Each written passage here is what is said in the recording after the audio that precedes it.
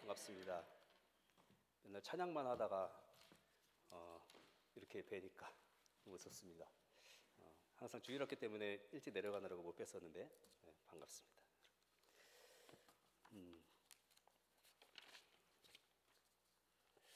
지난주에 제가 주일학교 설교를 이 본문을 가지고 했습니다. 오늘은 사도행전 2장 42절부터인데요.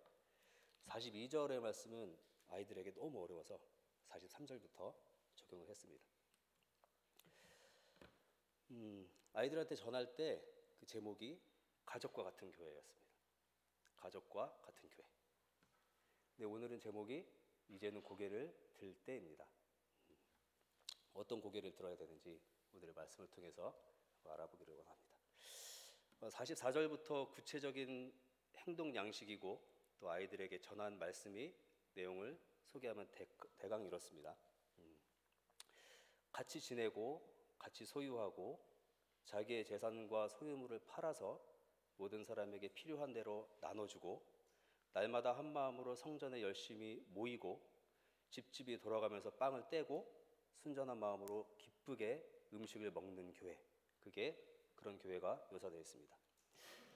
여러분들은 이런 교회를 보면 어떤 생각이 드십니까? 아름다운 교회입니까? 현실의 교회입니까? 어떠십니까? 아마 현실적으로 이건 좀 어렵지 않나 하는 부분들이 좀 있습니다. 그런 항목들이 있죠. 걸그치는 항목들이 좀 있습니다. 그래서 이런 항목들을 하나씩 한번 알아보겠습니다. 44절입니다. 44절에 믿는 사람이 다 함께 있어 라고 되어 있습니다. 믿는 사람이 함께 있어. 요즘 같은 세상에서는 다분히 어떤 목적 없이 만나는 일이 쉽지 않습니다.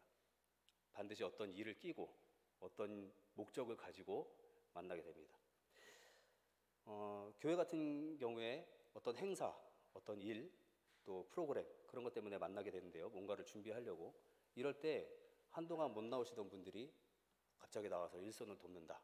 그럴 때 우리는 너무 기쁩니다. 근데 그 기쁨의 뒤에 뭐가 있을까요? 그분이 반가운 걸까요? 나의 일손이 덜어지는 걸까요? 나의 시간이 줄어드는 걸까요? 그걸 한번 생각을 해봐야 될 것 같습니다. 그 다음에 44절에 보면 모든 물건은 서로 통용하고 되어 있습니다. 같이 소유한다는 얘기인데요. 함께 있는 것보다 조금 더 힘들어집니다. 시간뿐만이 아니라 이제 물질까지 나눠야 됩니다. 교회 예산을 집행해서 내 것이 아니지만 소중하게 생각하고 같이 나눠 쓰고 하면 될 것도 같지만 교회 예산으로 생각을 하는 것이 아니라 나의 주머니에서 나오는 걸 생각을 하셔야 됩니다.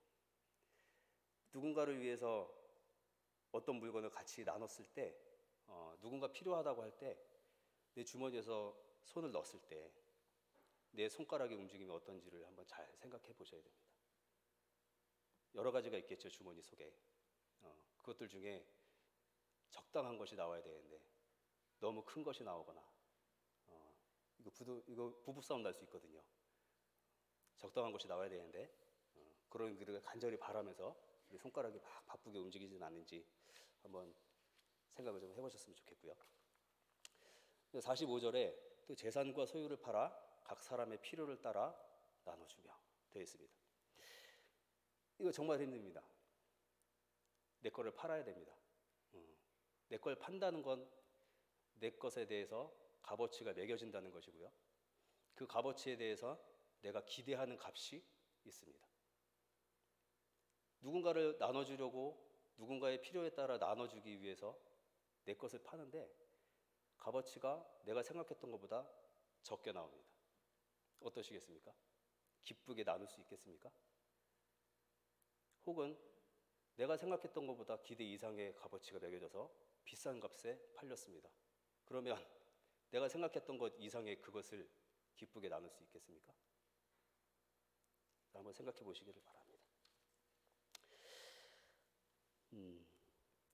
또 무언가를 필요에 따라서 나눠준다는 행위에는 다행히도 그 어려움 속에서도 뒤에 뭔가가 대가가 붙을 수 있습니다. 왜냐하면 나는 상대방이 필요한 것을 나눠주는 것에 대한 대가로 명예와 칭찬을 얻습니다. 인정을 받습니다. 또 필요한 사람은 필요한 물건을, 필요한 힘을 보탰을 수가 있습니다. 뭔가를 다 얻는 것이죠.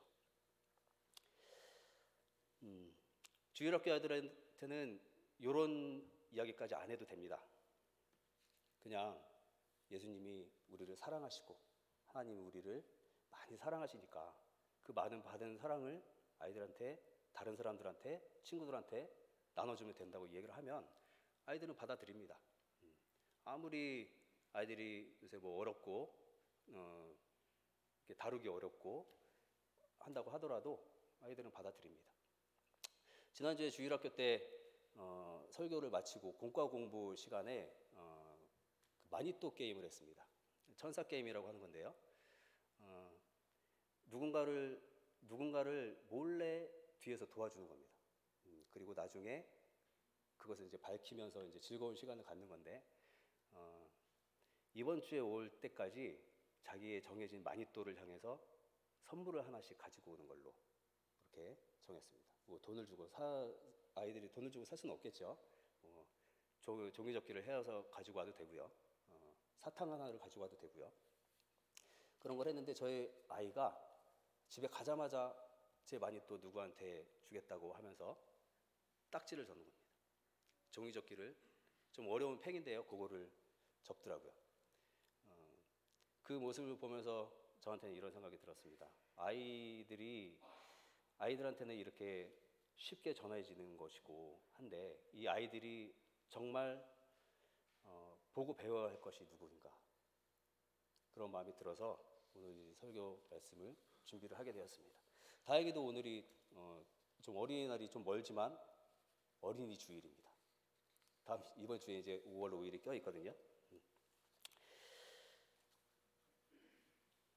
근데 제가 지금 44절부터 말씀드린 것들은 사실 조금 억지스러운 것이 있습니다. 왜냐하면 모든 것을 나의 기준으로, 이기적인 인간을 기준으로 해서 제가 약간 해석을 해봤습니다.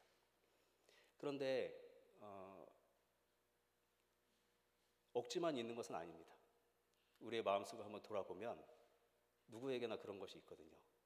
저도 있습니다.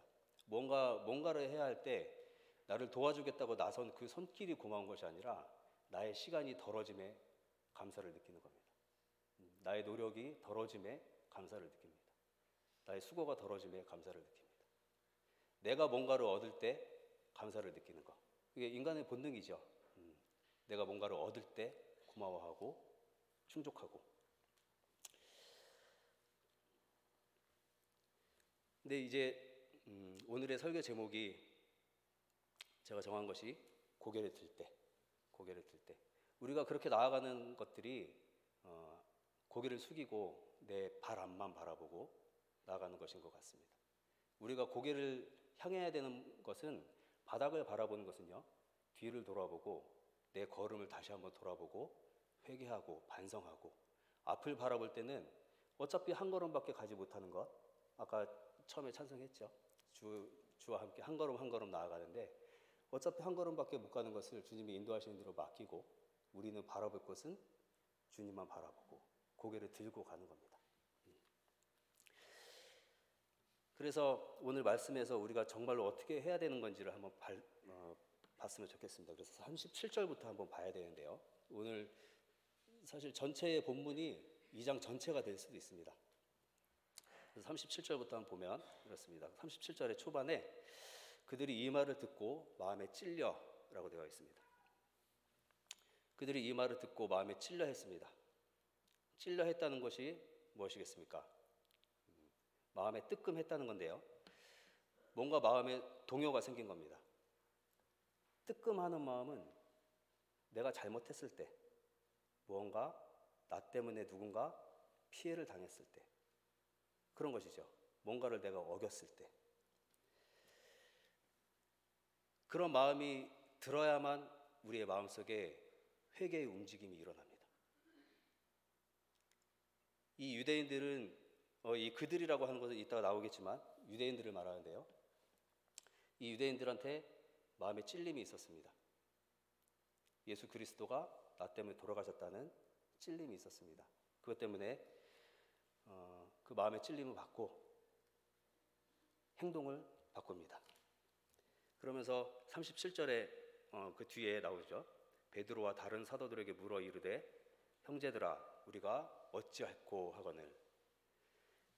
이 사람들이 마음에 찔림을 얻고 내가 뉘우치는 걸로 끝내는 것이 아니라 그 방법에 대해서 구체적으로 물어봅니다. 그 방법을 알려주는 것이 38절부터 40절입니다. 제가 한번 읽어보겠습니다. 베드로가 이르되 너희가 회개하여 각각 예수 그리스도의 이름으로 세례를 받고 죄 사함을 받으라. 그리하면 성령의 선물을 받으리니 이 약속은 너희와 너희 자녀와 모든 먼데 사람 곧 주 우리 하나님이 얼마든지 부르시는 자들에게 하신 것이라 하고 또 여러 말로 확증하며 권하여 이르되 너희가 이 패역한 세대에서 구원을 받으라 하니 마음의 찔림대로 회개하고 너희가 족한 대로 너희가 죽인 바로 그 예수를 그리스도로 인정하고 주라 시인하고 그 이름으로 세례를 받아 죄의 사함을 받으라 말합니다. 그러면 해결되는 것이 아니라 오히려 거기다가 선물도 더 주시겠답니다. 놀라운 건 이 복음을 듣고 있는 베드로의 눈앞의 유대인들뿐만 아니라 모든 먼데 있는 사람 곧 주 우리 하나님이 얼마든지 부르시는 자들에게까지 하신 약속이라고 전합니다. 아마 이 말을 듣는 유대인들은 어안이 벙벙했을 겁니다. 도대체 이게 무슨 말일까? 잘못한 건 우리인데 우리의 자녀까지도 용서를 받고 모든 먼데 사람까지 해당되는 말이라니 당시 유대인들로서는 이해할 수 없는 말이었겠죠. 그런데 이 모든 것이 사람의 머리로는 이해할 수 없는 것이 복음입니다. 바로 성령의 역사입니다. 역사로 일어났습니다. 어쨌든 베드로는 유대인들에게 확증하며 너희가 이 패역한 세대에서 구원을 받으라 강하게 발명합니다. 이 베드로의 설교를 듣고 3,000여 명이 세례를 받았습니다. 그리고 그들의 행동이 오늘 본문의 42절 말씀입니다. 42절 한번 다시 같이 읽어보겠습니다. 42절 그들이 사도의 가르침을 받아 서로 교제하고 떡을 떼며 오로지 기도하기를 힘씁니다. 주어가 그들이 나옵니다. 앞에 초대에 말씀드렸는데요. 그들이라는 것은 그 바로 앞에 41절에 그의 말을 받아들인 사람들입니다. 그의 말은 그라는 건 베드로죠. 베드로의 말을 받아들인 사람들, 베드로의 설교를 받아들인 사람입니다. 베드로의 설교를 듣고 세례를 받은 사람들이고요. 그때 드러난 3,000명의 사람들을 말합니다. 또 그의 말이란 것, 베드로가 금방 제가 38절부터 40절에 읽어드렸던 그 말을 포함한 14절부터 40절 전체에 해당되는 베드로의 설교를 말합니다. 그 설교의 대상이 바로 5절에 나와 있는데요. 천하 각국으로부터 온 유대인들입니다. 이 천하 각국으로부터 온 유대인들은 경건한 유대인들이라고 묘사되어 있고요. 또 예루살렘에 머물러 있던 유대인들이었습니다. 이들이 왜 예루살렘에 머물러 있었는지는 확실하지는 않습니다. 어떤 주석가는 메시아에 대한 기대다 아니면 혹은 인생 말년을 예루살렘에서 보내고자 먼 이국 땅에 있다가 돌아온 유대인들이다 이렇게 추측을 하기도 합니다. 하지만 한 가지 분명한 것은 9절에서 11절에 나와 있는 것처럼 9절에서 11절에 온갖 지역의 이름들이 망라가 되어 있습니다. 이곳에서부터 모여든 천하 각국의 유대인들입니다. 이들이 어떤 사람들이냐면 11절에서 13절에 보면 성령의 방언 사건이 나옵니다. 그렇죠? 그 성령의 방언 사건이 나올 때 저 사람들이 술에 취한 거 아니야? 하면서 조롱했던 사람들입니다. 근데 베드로가 한 설교를 간단히 살펴보면 이렇습니다. 베드로는 구약에서의 메시아 예언을 상기시켜줍니다. 또 이들을 향해 메시아가 어떤 이인지 누구였는지 알려줍니다. 23절에 너희가 법 없는 자들의 손을 빌려 못 박아 죽였으나 너희가 죽인 그를 죽이기 위해서 모의하고 매수한 너희의 지도자들 그에 동조한 게 너희들이라고 베드로는 설교를 합니다. 그렇게 정죄하고 끝나는 것이 아닙니다. 23절에 보면 하지만 이 모든 것조차도 하나님께서 미리 정하신 것이라고 합니다. 23절에 하나님께서 정하신 뜻과 미리 아신 대로 내준 바 되었거늘. 이어지는 베드로는 죽음 이후에 예수의 행보를 다윗의 예언을 빌어서 설교를 합니다. 24절 하나님께서 그를 사망의 고통에서 풀어 살리셨으니 이는 그가 사망에 매여 있을 수 없었습니다. 시작하면서 25절에서 28절 선지자로서의 다윗의 예언적인 증언과 32절 이 예수를 하나님이 살리신지라 우리가 다 이 일의 증인이로다 말하면서 유대인들에게 자신이 살아있는 참 증인으로서의 증언을 전합니다. 이것이 베드로의 설교였습니다. 그들은 누굽니까? 메시아를 기다리는 천하 각국에서 온 경건한 유대인들, 하나님을 경외하는 유대인들이었습니다. 예수의 십자가 죽음과는 좀 동떨어져 있었던 사람들입니다. 멀리 있었던 사람들이거든요. 그런데 베드로의 설교는 어땠죠? 베드로의 설교는 그들이 예수를 죽였다고 말합니다. 이 그들이 바로 우리인 것 같습니다. 베드로의 설교가 지금의 내 죄와 내 죄로 인해서 십자가에 달리신 예수 그리스도, 그를 나를 위해서 하나님께서 미리 정하신 대로 나의 죄를 대속하시기 위해 이 땅에 오신 그를 우리는 어떻게든 지금의 나를 유지하고 막아서고 돌려세우고 십자가에 못 박고 있는 유대인들, 그 유대인들이 바로 나의 모습이라고 베드로는 이곳에서 말을 하고 있습니다. 내 삶은 비록 이렇지만 인생의 마지막은 메시아를 한번 만나고 죽겠다 하는 인간적인 욕심을 갖고 있는 유대인들, 또 성령으로 인한 방언 사건을 성령의 역사로 인지하지 못하고 어두워서 술에 취했다고 조롱하는 눈이 어두운 유대인들, 그런 모습이 우리의 모습이 아닌지 돌아봐야 합니다. 우리의 눈이 어두워서 우리가 예수를 십자가에 못 박은 겁니다. 죽는 순간까지도 나의 인간적인 욕구를 이루고자 하는 우리의 죄된 욕심의 본성이 예수를 못 박은 겁니다. 우리가 예수를 못 박은 겁니다. 그 모습을 정확히 바라봐야 합니다. 베드로의 설교는 지금의 우리에게도 정확히 우리의 마음을 찌르고 있습니다. 42절을 이어서 살펴보겠습니다. 42절 그들은 이후에 사도의 가르침에 몰두하며 서로 사귀는 일과 빵을 떼는 일과 오로지 기도에 힘썼다 되어 있는데요. 먼저 오로지라는 말을 오로지 기도하기를 해서 오로지 힘썼다로 이해하시는 게 좋을 것 같습니다. 힘썼다는 말의 뜻에 오로지가 포함되어 있는 거거든요. 그래서 힘썼다는 말을 한번 살펴보면 무언가를 지속적으로 했다, 끈질기게 한다, 고집부린다 하는 뜻들이 있습니다. 그래서 요 오로지 힘썼다라는 뜻을 우리말로 한번 풀어보면 여러 가지가 뜻이 풀어지는데요. 뭔가에 가까이 다가가서 진지하고 끈질기게 지속적으로 참여하는 것, 이걸 말합니다. 베드로의 설교를 듣고 그들이 했던 행동이 바로 뭐죠? 오히려 힘쓰니라 인 겁니다. 그들이 힘쓰는 일이 생긴 겁니다. 우리가 구원의 확신을 이야기할 때 나의 마음, 나의 생각을 가지고 하는 경우가 너무 많습니다.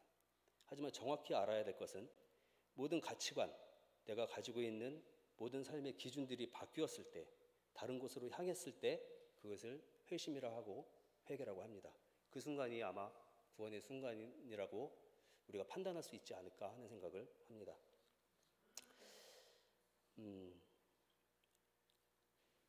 이런 것들이 바뀔 때 가장 먼저 바뀌는 것이 내 삶입니다. 뭔가 다른 게 바뀌는 게 아니라요, 내 삶이 바뀝니다. 삶의 모습이 바뀝니다. 삶의 패턴은 바뀌지 않을 수 있어요. 내가 하고 있는 일들이 있으니까요, 일상이 있으니까. 하지만 내 삶이 이뤄가는 모든 목적이 바뀝니다. 내가 하고자 하는 일들의 목적이 바뀌게 되는 겁니다. 그러면 내가 하고자 하는, 이뤄가고자 하는 모든 일들의 목적이 바뀔 때 나의 태도가 바뀌게 됩니다. 나의 삶은 주변에서 그 패턴들이 일정하게 유지가 될 수 있을지 몰라도 가까운 사람들, 나를 항상 봐오는 사람들은 바뀌었구나, 하는 것을 느낄 수밖에 없습니다.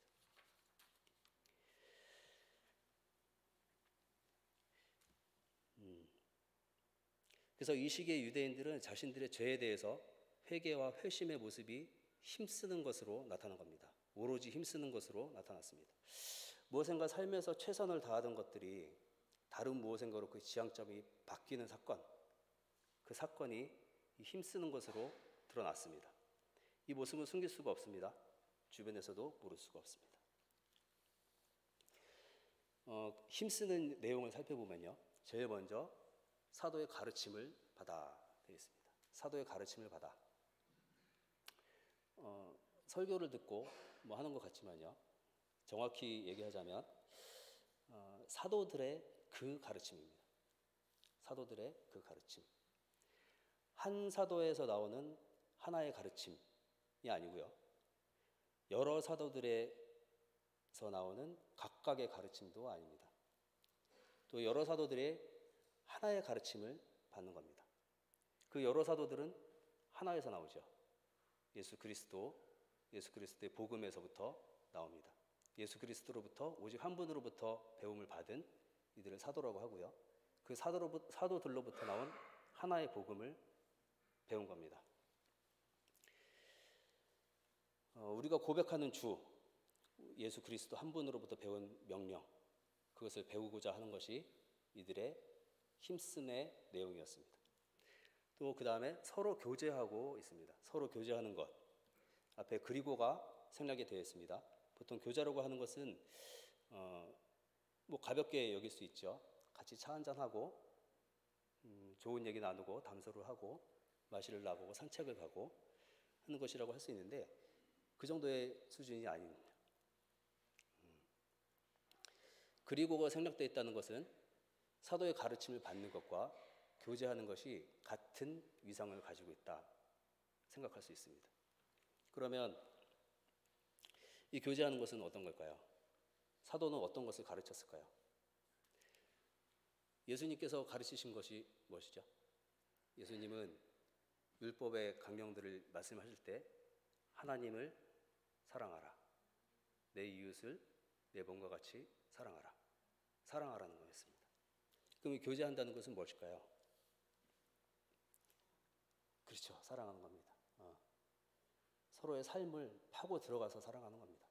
그 사람의 아픔을 알고, 그 사람의 기쁨을 알고, 필요를 알고, 나눠주고, 같이 쓰고, 동참하는 것, 그것이 교제하는 겁니다.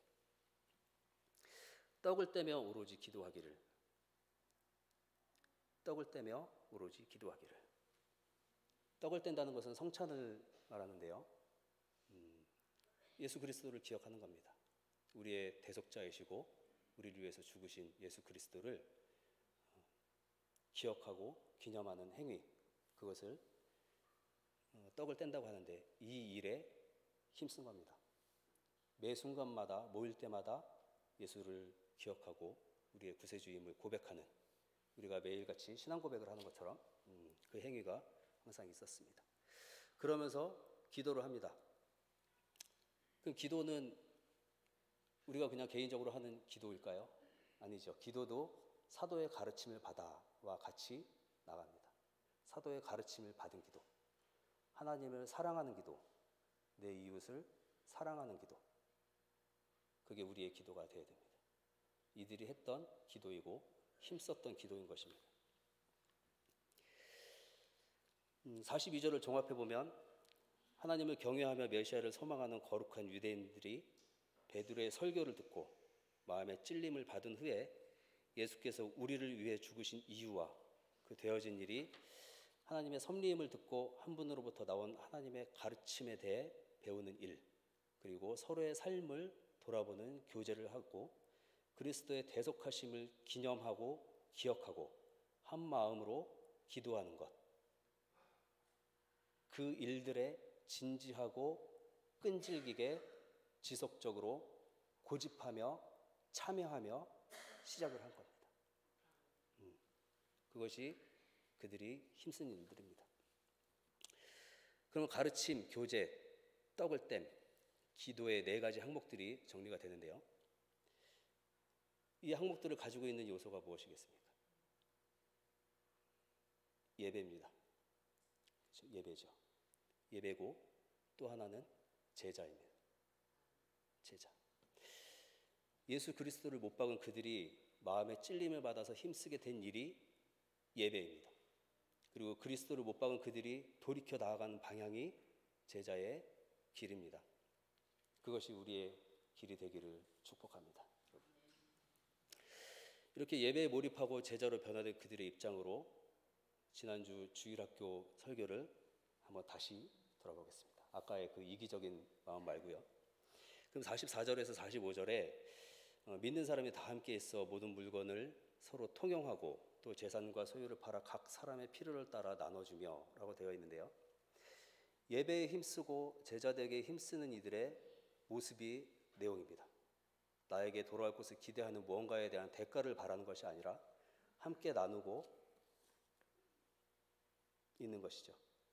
하나님의 사랑을 알았기 때문에 그 사랑에 감동되어서 마음을 바꿔먹고 삶의 가치관이 달라지고 그 주체할 수 없는 사랑이 밖으로 흘러 넘치는 겁니다. 온전한 그리스도의 몸을 이루는 것, 한 몸을 이루는 것이 온전한 기쁨이기에 함께 모이고 서로의 아픔을 만져주고 부족한 것을 채워주고 그에게 마음을 써주고 그 삶을 나누면서 소유를 기꺼이 나누는 겁니다. 사람으로부터 기대할 것은 아무것도 없습니다. 그런 말들이 많이 있죠. 사람은 의지의 대상이 아니라 사랑의 대상이다. 왜요? 나의 마음의 찔림이 나를 내가 죄인됨을 알면 알수록 하나님의 사랑은 너무 커져만 갑니다. 하나님께서 나에게 주신 모든 것들이 거저 주신 것이고 무엇이 되었든 넘치도록 주신 것입니다. 그것이 나를 채우고 우리를 채워나가기에 충분합니다. 그리고 46절에서 47절을 한번 같이 읽어보겠습니다. 46절입니다. 날마다 마음을 같이하여 성전에 모이기를 힘쓰고 집에서 떡을 떼며 기쁨과 순전한 마음을 음식을 먹고 하나님을 찬미하며 또 온 백성에게 칭송을 받으니 주께서 구원받는 사람을 날마다 더하게 하시니라. 이제는 힘쓴 정도가 아니라 날마다 모입니다. 이게 진심으로 나오는 마음이 아니라면 날마다 모이실 수 있겠습니까? 하지만 정말로 회심하고 회개한 순간이라면 우리는 날마다 나올 수 있겠죠. 넘쳐나는 기쁨이 있으니까요. 이들이 날마다 하는 것이 바로 기쁨과 순전한 마음으로 음식을 먹는 겁니다. 기쁨이라는 것은 우리가 재미있는 레크레이션을 하고 놀이를 했을 때 생기는 기쁨이 아니라 이 기쁨은 환희를 말합니다. 환희. 이 세상에서 맛볼 수 없는 것. 마치 공중을 날아다니는 것 같은 것. 황홀경에 빠지는 것. 그것이 환희입니다. 그것이 여기서 말하는 기쁨입니다. 순전한 마음이라는 것은 뭘까요? 순전한 마음이라는 건 아무런 거리낌이 없는 상태를 말합니다. 온전한 상태, 평안한 상태.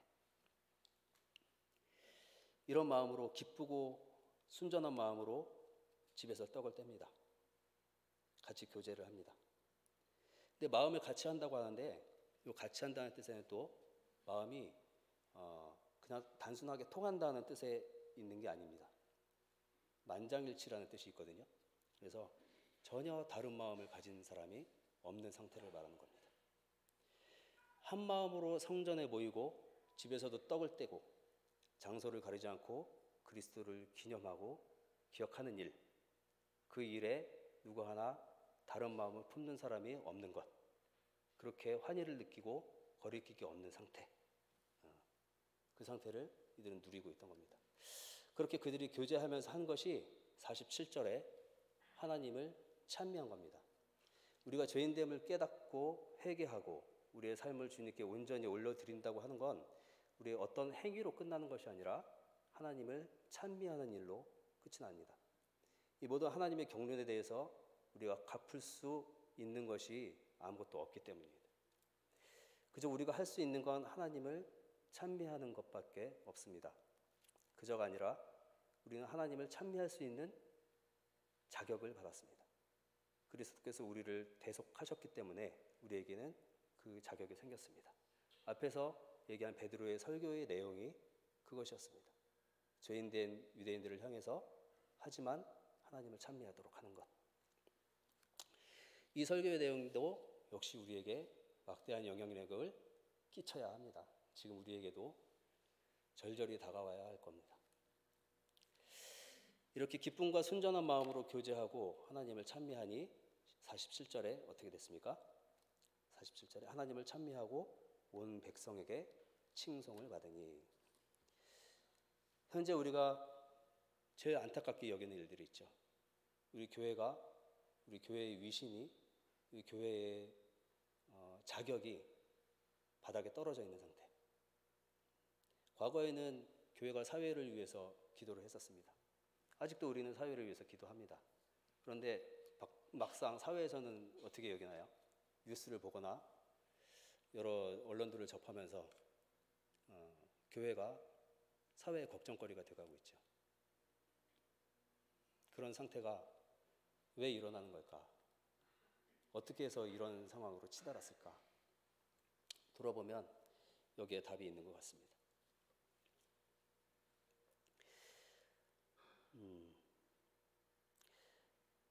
형제 자매를 사랑하는 일에 조금도 거리낌이 없이 음식을 나눌 수 있는 일, 그것이 우리의 삶을 증명해냅니다. 나에게 아무런 거리낌이 없이 다 같이 한 마음으로 예배하고 제자가 되는 것, 그것이 우리를 모든 사람들에게 칭송을 받는 일로 만듭니다.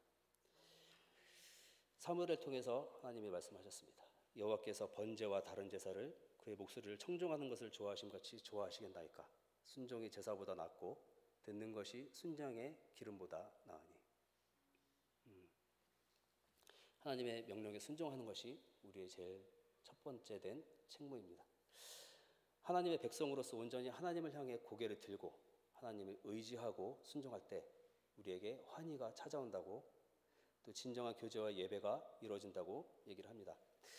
죄악으로 가득 찬 나의 자아는 죽게 되고 거룩한 하나님의 백성이 돼서 세상으로부터 구별되고 사회의 상식으로는 납득할 수 없는 사랑을 나누는 교회가 이루어질 때 세상은 우리를 칭송할 수밖에 없을 겁니다. 땅끝까지 이르러 내 증인이 되라고 하신 말씀은 내 입으로만 예수, 천국, 불신, 지옥 외치는 말이 아닙니다.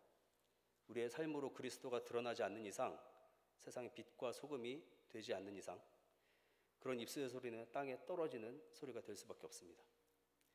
내 눈에서 그리스도의 시선이, 또 내 손에서, 발에서, 입술에서 그리스도의 향기가 퍼져나오는 사람이 될 때 세상은 우리를 칭찬할 겁니다. 세상도 우리를 알아볼 겁니다. 또 그런 교회가 칭찬받게 될 것이고 우리 장흥교회가 그런 교회가 되었으면 좋겠습니다. 말씀을 맺겠습니다. 우리 아이들에게 지난주에 이 말씀을 전하고, 그렇다면 이 아이들이 칭송할 사람들은 누구인가? 우리 장흥교회 아이들이 누구를 보고 누구를 칭송하고 누구를 본받아서 나와 주께서 이루시는 구원의 복을 누릴 수 있을까 하는 생각을 하게 됐습니다. 우리 장흥교회가 우리 아이들의 가장 모범이 되는 교회가 되었으면 좋겠습니다. 장흥교회라는 이름 아래 모여있는 우리 모두가 이 아이들의 본이 되어야 할 겁니다. 나의 주머니를 아끼는 모습, 나의 가족의 안위만을 바라는 모습, 내가 가진 곳간에 채워지는 재산들을 바라보며 걱정하고 만족해하는 모습, 의견이 다르다고 반목하는 모습, 형편이 다르다고 섞이지 않는 모습, 또 내 기준에 어긋난다고 삐죽대는 모습들, 내 자랑을 어떻게든 끄집어내서 보여주고자 하는 교만들, 이 모든 것에서 돌이켜서 이제는 고개를 들었으면 좋겠습니다. 고개를 들고 주님을 바라보고 주님께서 주시는 변하지 않는 환희, 영광, 그 기쁨을 누리면서 그 사랑에 겨워하는 교회가 되었으면 좋겠습니다. 그런 모습을 아이들한테 보여주는 게 우리의 꿈이 되었으면 좋겠습니다. 이제는 서로의 약점을 바라보는 것이 아니라 약점을 아픔으로 바라보고 손 모아주고 내 자랑은 내려놓고 주님이 주신 은사로 흘려보내며 열매를 맺어가는 교회가 되기를 원합니다. 아이들이 세상에서 받은 아픔과 상처가 이 교회에 발을 딛는 순간 다시는 잊을 수 없는 사랑의 공간으로, 사랑의 시간으로 기억될 수 있는 교회가 되었으면 좋겠습니다. 우리 장흥교회가 내 발 앞에 있는 것만 바라보고 가는 것이 아니라 이제는 고개를 들고 정말로 예배하고 교제에 힘쓰고 기도에 힘쓰고 사도의 가르침을 갈망하는 교회가 되기를 간절히 원합니다. 제가 기도하고 마치겠습니다. 하나님 아버지 감사합니다. 우리 장흥교회가 주님의 참된 교회가 되기를 원합니다. 주님께서 명령하신 제자의 길을 가기를 원합니다. 주님을 날마다 기억하며 상고하며 주님께 올려드리는 예배가 끊이지 않는 교회가 되기를 원합니다. 이 아이들이 보고 배울 수 있는 교회, 세상이 칭송할 수 있는 교회가 되기를 원하며 모든 말씀 살아계신 우리 주 예수 그리스도의 이름으로 기도드렸습니다.